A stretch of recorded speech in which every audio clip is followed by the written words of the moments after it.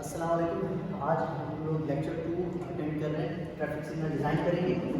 हमारे पास एक four leg intersection है, सही है। नॉर्थ, ये नॉर्थ साइड, साउथ, वेस्ट और ईस्ट।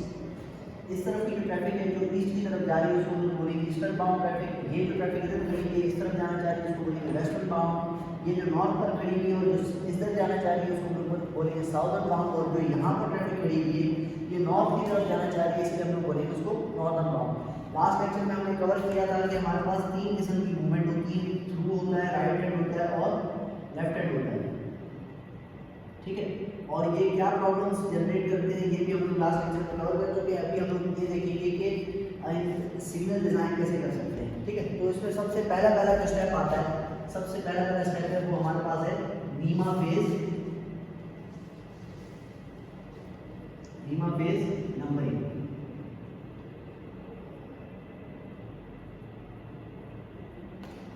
अब इस नीमा फेज नंबरिंग में हम लोग क्या कर रहे होते हैं, हमारे पास कुछ रूल सेट है कि हम लोग क्या करेंगे। थ्रू के लिए हमारे पास नंबर सेट है 2 4 6 8।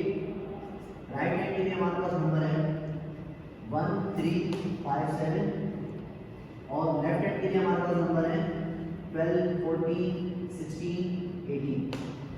और लास्ट में हमारे पास पेडेस्ट्रियन आ जाता है जिसको पीडी से रिप्रेजेंट करते हैं। तो ये हमारे पास हो जाएगा PD2, PD4, PD6 and PD8। जब हमारे पास ये चीज़ें सेट हो चुकी है तो हमारे पास कुछ ना कुछ नीमा फेज नंबरिंग के रूल्स होंगे। अब जो सबसे पहला रूल है, अब इस तरह मैं रूल्स लिख रहा हूँ राइट से। थ्रू की असाइनमेंट में सबसे पहला जो रूल है वो ये है कि मेजर रोड पर हो। और दूसरे नंबर चीज क्या है हमारे पास, दूसरे नंबर हमारे पास क्या रूल, पहले हमारा रूल क्या है कि वो मेजर रोड होना चाहिए। दूसरा नंबर रूल हमारे पास क्या है कि वहां पर मैक्सिमम वॉल्यूम होना चाहिए। ये दो रूल्स हैं, ठीक है।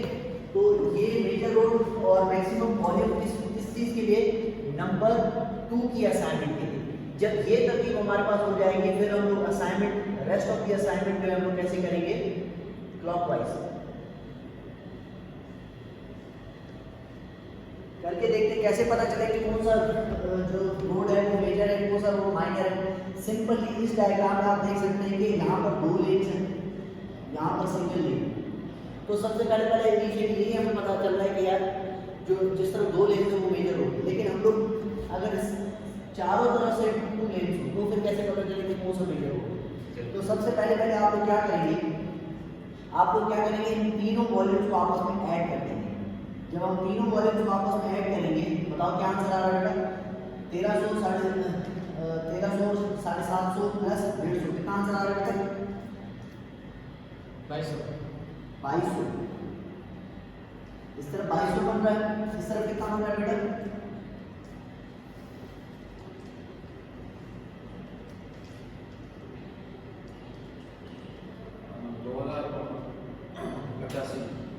2085, ठीक है। और इस तरफ कितना बन रहा है हमारे पास, ये हो गया 900 900 और 100 कितने हो गए 1100। यहाँ पर कितना वॉल्यूम बन रहा है हमारे पास, बताओ बेटा, 870 और 48 कितने हो गए, 918। तो बेटा सबसे ज्यादा वॉल्यूम कहाँ पर नजर आ रहा है आप लोगों को, नॉर्थ और साउथ पर, ठीक है। तो नॉर्थ और साउथ क्या हो गए, मेजर हो गए, और ईस्ट और वेस्ट क्या हो गए, माइनर हो गए। सबसे पहला तरीका निकाल लिया। अब जैसे कि हम लोगों ने पहला रूल सेटिस्फाई कर दिया, मेजर रोड होगा, तो यहाँ तो 2 नंबर जो है वो यहाँ पर आएगा, यहाँ तो फिर यहाँ पर आएगा, ठीक है। अब हमें कैसे पता चले कि मेजर वॉल्यूम कहाँ पर है, देखिएगा फिर सबको टोटल किया हुआ हमें लग रहा है कि यहाँ पर, ठीक है। लेकिन एक चीज़ इधर हम लोग लास्ट क्लास में सीखी थी कि थ्रू और लेफ्ट हैंड एक साथ मूव करते हैं। अब इसकी मूवमेंट में क्या होता है कि कोई हर्डल जनरेट नहीं होती, करके देख लेते हैं। लेकिन ये अगर थ्रू मूव कर रहा है इस तरफ का तो लेफ्ट हैंड ऐसे मूव कर गया तो कॉन्फ्लिक्ट जनरेट हुई। अगर इस तरीके से हम लोग इसको मूव करवा रहे हैं, ये यहाँ से ये मूव कर रहा है और इसका लेफ्ट हैंड यहाँ से मूव कर रहा है, तो कोई प्रॉब्लम जनरेट हो रही है नहीं।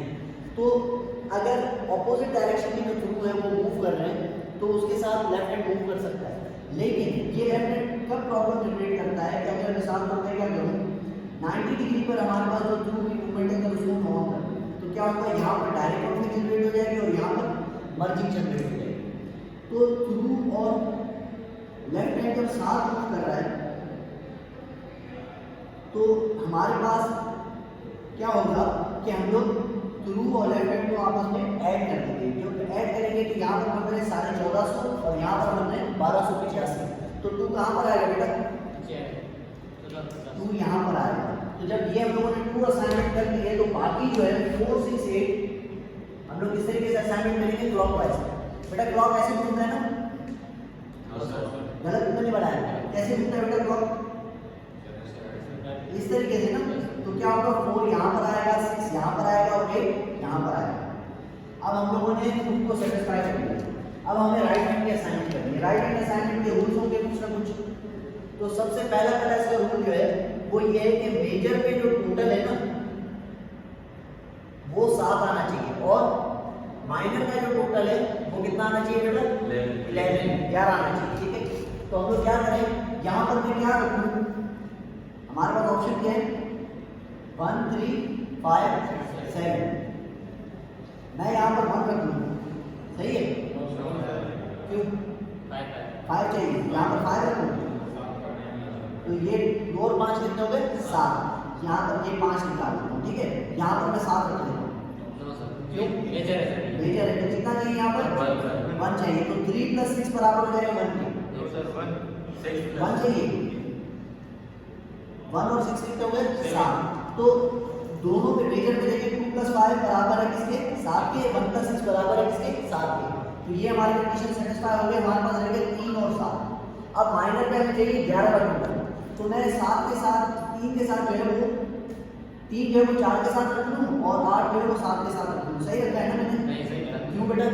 11 नहीं मिलेगा बेटा ये 4 और 3 तो 7 हो गए, ये तो बड़ी अच्छी चीज हो गई। माइनर में 11 माइनर में कितना चाहिए? माइनर में 11 चाहिए। यहाँ पर क्या आएगा? 7। यहाँ पर क्या आएगा? 3। तो नीमा फेज नंबरिंग हमारी हो चुकी है राइट हैंड की। अब लेफ्ट हैंड के असाइनमेंट पर अगर गौर करके देखें तो ये थ्रू को फॉलो करनी है। अगर थ्रू में इसका रूल हम लोग सेट कर लेते हैं, ऐड 10 इन थ्रू। अगर 2 में 10 डालूं तो देखो 12 बन रहे हैं, 14 16 और 18। यही तरतीब बन गई है ना। तो ये वाली जो मूवमेंट है अगर ये 12 2 है तो ये वाली मूवमेंट क्या होगी? 12, क्योंकि इसके साथ मूव कर रही है। ये 4 है तो ये क्या हो जाएगी? 14। ये क्या हो जाएगी? 16 और ये क्या हो जाएगी? 18। तो नीमा फेज नंबरिंग हमारे पास लेफ्ट हैंड में क्लियर हो चुकी है। अब आप थोड़ी देर के लिए ये इमेजिन करें कि लेफ्ट हैंड मूवमेंट है नहीं। अगर लेफ्ट हैंड मूवमेंट नहीं है, अब हम लोग पेडेस्ट्रियन को चलाना चाह रहे हैं। ठीक है, पेडेस्ट्रियन को एक चीज पर गौर करके देखिए कि लोग जो है वो इन पॉइंट्स पर खड़े हैं। अब इस तरह वाले लोग इधर जाना चाह रहे हैं, इस तरह वाले लोग इधर जाना चाह रहे हैं और इस तरह वाले इधर साइमल्टेनियसली ये तरतीब चल रही है। अगर मैं इसको ऐसे ड्रॉ कर लूं,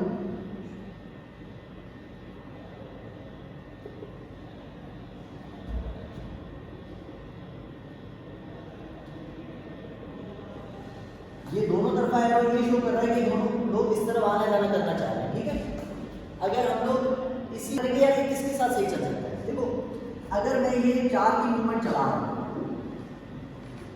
4 की गाड़ी चल रही, तो क्या इधर वाले लोग इधर जा सकते हैं? नहीं जा सकते। इधर वाले लोग इधर आएंगे लेकिन यहाँ पर आकर अटक जाएंगे। लेकिन जो 4 है वो अकेले तो नहीं चलता ना, फेसिंग में चल रहा होता है। दो जो मूवमेंट्स होंगी उनको एक साथ चलाएंगे और उसे फेस कहते हैं। तो 8 इधर से चल रहा होगा, 8 क्या करेंगे? यहाँ पे टकरा जाएगा। सेम यही तरतीब